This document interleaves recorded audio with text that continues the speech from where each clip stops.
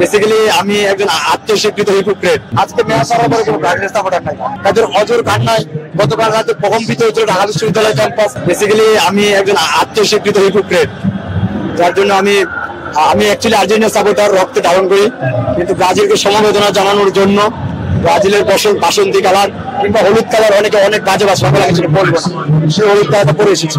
আমি চাই এমনিতে তাদের কান্নায়, তাদের অজর কান্নায় গতকাল রাতে প্রকম্পিত হয়েছিল ঢাকা বিশ্ববিদ্যালয় ক্যাম্পাস, পুরো দেশ জানে। এবং তাদের কান্নার পরে যে জোয়ার এসেছে, যে বৃষ্টি বর্ষিত হয়েছে, বিএসসি ভিজে গেছে ঢাকা বিশ্ববিদ্যালয়, ভিজে গেছে বাংলা, ভিজে গেছে মহাবিশ্ব।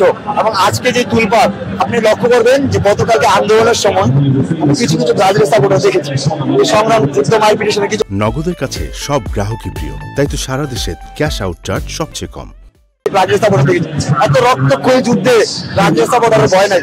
আজকে ম্যাচ হারার পরে কোনো ব্রাজিল সাপোর্টার নাই, তারা এত পরিমাণ ভীত সন্ত্রস্ত, এত পরিমাণ ভয় পেয়েছে যে তাদেরকে এই মহাবিশ্বে আর খুঁজে পাওয়া, তাদেরকে খুঁজে পাওয়ার একটা টেকনিক আছে আমার কাছে, আর সেটা হচ্ছে হেমিলনের বাচ্চারা যেমন ইঁদুর গুলাকে জমিয়েছিল, ব্রাজিলের সাপোর্টারকে জমানোর জন্য আমার কাছে একটা অস্ত্র আছে, সেটা হচ্ছে 7 আপ। আর এই 7 আপ এই সন্ধি সুদা পান করালে এখানে প্রায় 10-15 লক্ষ ব্রাজিলের সাপোর্টার পাওয়া যাবে। এবং আমি তাদেরকে ফ্রিতে খাওয়াবো, আমি কথা দিচ্ছি 10-15-20 লাখ যত আসে তাদেরকে আমি ফ্রিতে খাওয়াবো ব্রাজিলের সাপোর্টার। এবং তাদের জন্য সমবেদনা দুঃখ লাগে। পেলে ম্যারাডোনা, পেলে ফুটবলে কালোমানিক, পেলে ম্যারাডোনা তো আমাদের প্লেয়ার, আমাদের রত্ন, মানে কি না বলতে চাইলে বুঝতে বেড়ে আসে। পেলে তারপর তাদের আরো ভালো প্লেয়ার রোনালদিনহো ছিল, ওদের মতো প্লেয়ার যে দেশে জন্মগ্রহণ করে আজকে ওই দেশ কোপা আমেরিকার মতো একটা বাজে বলবো না, মানে মোটামুটি লেভেলের ইউরোর মতো স্ট্যান্ডার্ড এখনো কোপা যাইতে পারে না।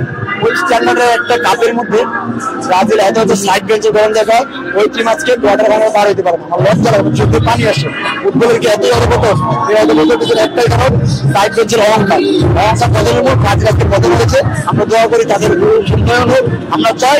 আর আমরা 2026 সালে ওয়ার্ল্ড কাপ ফাইনাল, সেই ফাইনালে আমরা ব্রাজিলের সাথে মুখোমুখি হবো। তাদের অহংকার সাইড বেঞ্চের অহংকার। আপনি যখন যুদ্ধে যাবেন, আপনার যুদ্ধে প্রথম যারা এটাকে যাবে আপনার সবচেয়ে শক্তিশালী সৈনিক, রিজার্ভ সৈনিক আছে, রিজার্ভ সৈনিকটা যাবে পরবর্তীতে।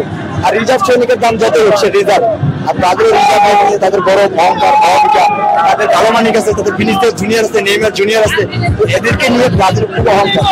অহংকার তাদের আজকে অধপতনটাকে নামিয়ে দিচ্ছে। আর যত অহংকার করে তাদের আরো নিচে নামবে। চাই না ব্রাজিল নিচে নামুক, আমি চাই ব্রাজিল আমার সাথে খেলো।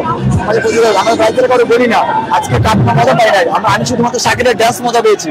আজকে খেলা মজা পাইনি, কারণ আমাদেরকে কাউন্টার দেওয়ার মতো টিম কলম্বিয়া না, আমাদেরকে কাউন্টার দেওয়ার মতো টিম এক সময় ছিল ব্রাজিল, এখন নাই। আমরা চাই ব্রাজিল তাদের পূর্ণ শক্তি সঞ্চয় করে আবার ফিরে আসে, টিএসসি থেকে ব্রাজিলের নামে দরকার স্লোগান দিবে, কিন্তু আমরা চাই ব্রাজিল ফিরে আসে।